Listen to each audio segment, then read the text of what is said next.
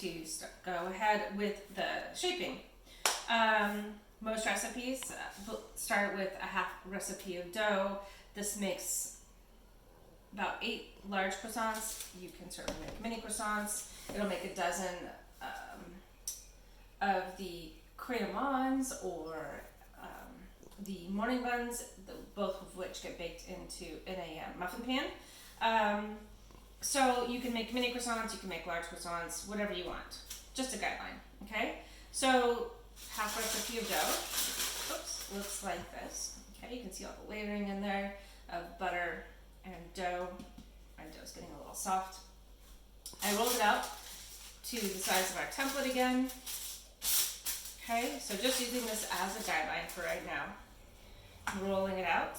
And for a traditional shaped croissant, you are going to cut them into triangles. And of course, this is going to depend on what size croissants you want. Okay, so ideally, you want to, if you want to be really precise, you can measure them.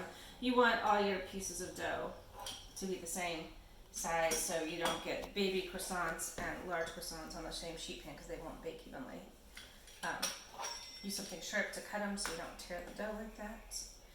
Okay, so they're slightly off. I'm not that worried about it. Okay. I've had a request for pain au chocolat, so I will show you how to make those when I roll out the second piece of dough. But for shaping the traditional croissants, if that's all you want to do, take your sharp blade, whether it's your bench knife or your pizza roller or a knife, and working with one triangle at a time. I guess my pizza roller is not as sharp as I thought it was. You make a little notch in the base, and you stretch out the tip. So kind of think you're going to Paris, so you'll get fresh croissants, and you want to make the Eiffel Tower. Right? Sort of looks like the Eiffel Tower. Not really, but it's okay. So you have your tip stretched out, your dough stretched out just a little bit. Now the dough, all that butter in the dough is getting very soft, so you do want to work kind of quickly at this point. And so it's just starting at the base.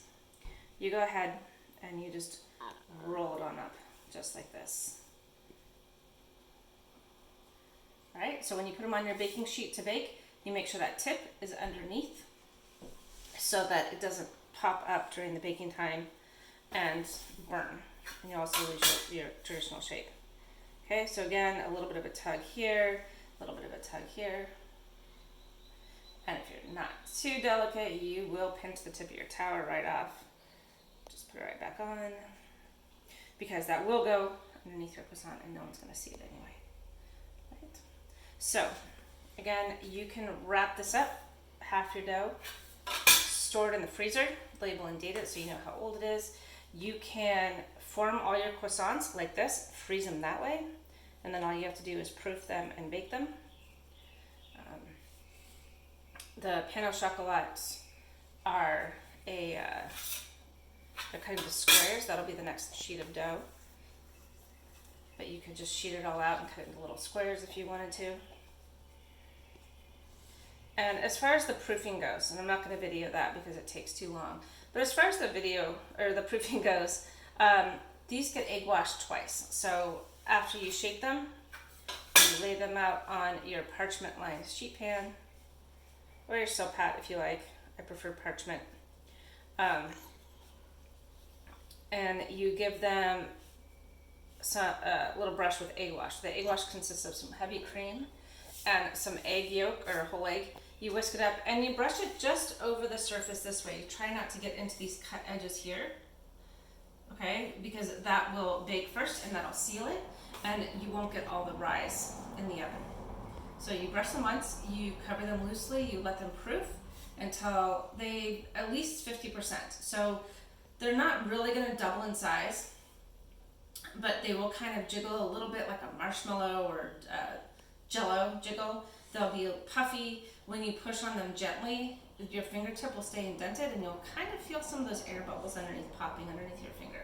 So a very gentle touch like that, and you'll know that they're ready to go in the oven. Then at that point, when they've proofed enough, you would go ahead and give them another brush with the egg wash, with a coat of egg wash, and put them in the freezer for 10 minutes. If your freezer can't hold your sheet pan, put them into the fridge for about 30 minutes, and then right into a hot oven. They bake at 400 degrees until they're golden brown and set all the way through. That's going to depend on your oven and how many sheet pans you have in there at a time.